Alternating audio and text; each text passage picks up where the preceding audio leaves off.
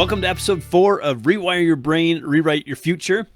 Today we're actually going to tackle the behavior that cripples your results. So if you're tuning in for the first time, I'm Coach John McLernan from Freedom Nutrition Coaching, and our motto is lose weight, love life, never diet again. So this idea, rewire your brain, rewrite your future, it's actually my daily mini podcast, I'm calling it, where I'm going to break down the obstacles that are holding you back from the results that you want to achieve. And I want to tackle this from an entirely different perspective in the diet industry. So in other words, instead of trying to force you into, restrictive rules that feel like a straitjacket, we're going to tackle this challenge, the challenge of weight loss in particular, at the source. That is your brain. The brain is your driver of the behavior. So I like to call this brain-driven weight loss. And so if you're wondering where I got the title from my podcast, it's actually in reference to our brain's ability to literally rewire new behaviors and unwire old habits such that we can create an entirely new lifestyle. This cool phenomenon in our brain is actually called neuroplasticity. So what's crazy is back in the day, medical scientists and researchers used to think that the brain was fixed and that we had a fixed ability and that once you reached adulthood, your brain would never change. We now know that's not the case. It's amazing and incredible what the brain can actually do. And if you ever wondered what this might look like in action, if you've ever encountered somebody or experienced someone close to you who's had a stroke where they lose all this ability and they actually regain quite a bit of the ability back, it's the brain's fascinating ability to, through this process called neuroplasticity, to create entirely new connections in their brain and learn new behaviors. So lastly, I'd like to say, if you want to get a glimpse into where you're headed with regards to your health and your future, take a look at your current habits right now because they are the predictor of your current or your future health. And it boils down to, if you want to change your future, if you want to change the path that you're on, if you want, if it's looking kind of hopeless, well, you're going to have to change your habits and how you're living in day-to-day life, because we don't rise to the level of our biggest goals or aspirations. Hey, they feel great to make, but what we do is we'll actually fall into the level of our daily habits and behaviors. So to dive into today's topic, I wanted to tackle worry and how it will cripple your results. But not only that, don't worry. I actually want to leave you with some practical steps that you can take action on today so that you can keep moving forward towards your goals. And let's be real, there's been plenty of reason to be worried over the last year. Our lives have been dramatically altered. It's created a ton of uncertainty around our future. And spend any time on social media and you'll see a lot of fear-driven and worry-driven posts.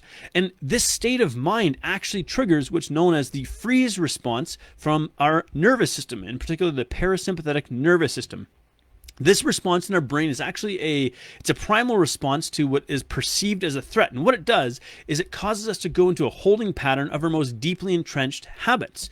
So the primal brain, it feels secure in a familiar environment. But that problem here is if the lifestyle and environment that you've created for yourself is essentially obesogenic, that is, it promotes significant weight gain, if you can't break free from this freeze response, you're going to keep saying things like, I'll worry about this later, I'll deal with it later, and we push it off to tomorrow, next week, next month, next year, and so on. So here's the kicker. Worry leads to inaction. It triggers this freeze response. But then to make things worse, inaction actually drives more worry. So inaction is a response to feeling powerless, and that any action will not change your circumstance. And so if you find yourself trapped in what seems like this endless, spiral of worry driving inaction and inaction driving worry, well, first of all, let's just state the obvious truth that you've no doubt heard before, that worry doesn't actually solve anything, right? Worry is the equivalent of trying to get somewhere by rocking harder in a rocking chair. It gives you something to do, but by the end of it, you're in the exact same place you've started, but now you've used up a lot of energy and you've accomplished nothing. So it's like actually thinking, pause and think about this for a second. When was the last time that worry actually solved a problem for you? Now, in saying this, I'm not saying to never worry, because worry is an inevitable part of the human existence. But if we know and are aware of how worry is robbing us of both energy and health, we can actually take some effective steps to alleviate this. So how can we break through this? Because it's definitely easier said than done to just, go ahead, just break through it, just push through it. So let's actually unpack that a little bit. How you can get unstuck, the steps that you can take. And If you've listened to any previous episodes, you'll have heard me talking about taking forward steps no matter how tiny they are, because the people that are the most paralyzed by worry are the ones that say they overthink every situation. They overthink every possible action. And what's happening here is they're trying to make the situation perfectly comfortable, trying to have the perfect plan, when in fact, if you're going to succeed long term, if you're going to get permanent results, it's going to take imperfect and uncomfortable action. And how do we do this successfully? We do this by taking the smallest possible steps. So the way that we overcome being paralyzed and start taking action is to define what is the smallest possible step I can take in this moment that's so easy to do that it's basically impossible not to do this. And I call this setting a CMG, a can't miss goal. Because ultimately, remember, what dictates your long-term health and your long-term success is your daily behaviors. And if we're going to rewire our brains with behaviors that help us instead of hurt us, we need habits and behaviors that have a high degree of repeatability. So basically what we want to remove as much as possible is the need for discipline and motivation, because they both require significant amounts of energy. So remember this, worry drains our battery. It robs us of mental energy, of emotional energy, and even physical energy. But action, no matter how small, will actually lead to a reduction in worry. And on top of that, no matter how small the action is, it is the beginning of momentum. So the first step is the hardest step to take, because it requires the most energy to get an object into motion. If anybody took high school physics, there's more force required to get an object into motion than it is to keep a moving object going. For example, if you're at a stoplight and the light turns green, and if you were to watch like the little fuel economy on your dashboard that goes from like full stop to forward motion, it looks terrible. It's like 99 I don't know, I was going to say liters per 100 kilometers. I'm not sure what the American version of that would be. But basically you'll see that as you pick up momentum, your fuel economy improves. It takes less energy to keep a moving object going than it does to start and stop repeatedly. And that's why car manufacturers, when they give you, well, very often they'll give you the highway, like miles per gallon or fuel economy rating, whatever it is, they'll give you that one. But if they're being honest, they'll give you a city version and a highway version. And the highway version will always be much better than the city version, even though the car's going much faster. And that's because city driving, probably the primary, what's the word I'm looking for? The primary component of that is like a stop and start type of driving, right? And that requires a lot more energy. And this is why I keep talking about the power of small daily actions, because ultimately what this is about, it's about conserving momentum. Momentum is precious, and it doesn't take much to keep it going once it's started. And so if you want to get started without feeling like it takes a ton of energy, you start small. And so if we go back to this car analogy, if you were to drive around like revving your engine at super high RPMs, like redlining all the time, you're going to burn through a ton of fuel for no extra gains. So like a brain-driven approach to weight loss is about efficiency and long-term sustainability. And we could say efficiency is basically saying we accomplish a desired result with less overall effort. So the easier that we can make this process, the more likely we are to succeed long-term. So to bring this back to worry, once you decide what your first step is, even making the decision to take a forward step is already momentum. It makes getting started less difficult because, again, taking action, no matter how small, ultimately means that you are taking back your power that worry is robbing you of, right? Worry robs us.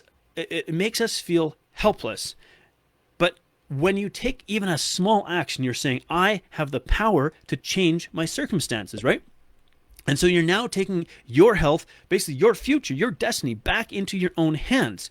And I don't want you to think that I'm saying never worry again, because look, that's simply not going to happen. What I'm trying to get to here is feel the worry, feel what you feel, and take action anyway.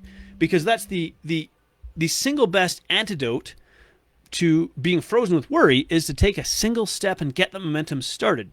And so I'd like you to think about how worry might be stopping you or preventing you from taking action, and what is the smallest, easiest step that you can take right now with the goal of building momentum. Because whatever your worry is, heck, even like take a piece of paper and write down the answer to this question. How is my worry helping me? And I'm willing to bet that you're going to be staring at a blank page.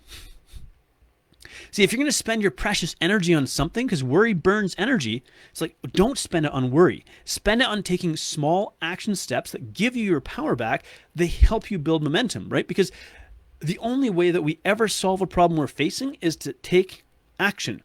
And the way that we get started is we break that action down to the simplest, smallest possible step that we know that we can do with 100% confidence. And then tomorrow, you repeat that step. And guess what's happening in your brain? Your brain is starting to wire in a new habit. And that new habit is the start of your new lifestyle, the one that's going to stick, the one that's going to keep going even in the face of worry. So lastly, to tie things together, if you're listening to this and go, yeah, again, this sounds great, but where the heck do I start? I say, well, look, imagine you had a step-by-step plan laid out for you, like from start to finish, where you don't ever have to wonder or guess what it is you need to do. And then imagine on top of that, you have a guide that will take you down this path every step of the way. Anytime you're stuck or not sure what to do, you have someone there to help you. So ultimately, you never end up getting tripped up and falling into these emotional spirals where we feel trapped. And again, this is the power of coaching. This is the power of human connection. And this is exactly what we do in Lifestyle 180. So, if you're tired of being stuck, if you want to get unstuck, you want to get on the path to permanent results, get off the yo-yo diet cycle, get off of feeling frozen, then let's talk. It's so simple. It's so simple. Just reach out. I'm happy to connect with you. We'll connect on a free, call it a discovery call, a strategy call, whatever, fancy name we want to give it. It's basically, we're going to talk like two human beings. And, it's like, even if you decide you're not going to work with me, you'll leave that call knowing exactly what it is you need to do to be on the path to permanent results. So that's it for today.